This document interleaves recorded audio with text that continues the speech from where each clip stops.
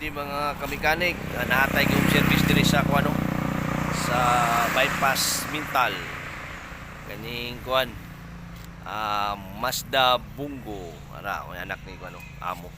Gikan ba siya Arakan, gabi pa ni nadautan siya. Nga usa to oras? Alas 12 siya kadlawon. O karon ganin ako karon diri ang problema. Bearing kini gupok ang bearing sa kuan. Inner. Ano? Dali. Gupok ang bearing niya. Ang bearing niya. Gupok. Nani, padulong pa rin siya sa pagkiruhan. Kasi karga niyo kani? Saging. Oh, sagi lang karga. Ano?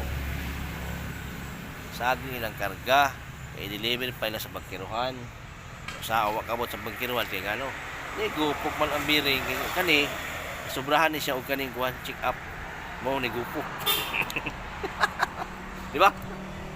Kaya kung ripak lang grasa ni, adi ni mo kung nani di ni mo ugot.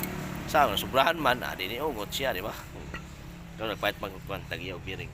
Ato itaot to karon kay gabot niya para makaabot na siya sa kuan magkinuhan. Para ma-dispose na sa aging dito. Kaya ni human ani daw mo ato sa turin. Tapos sa turin, mubay Arakan.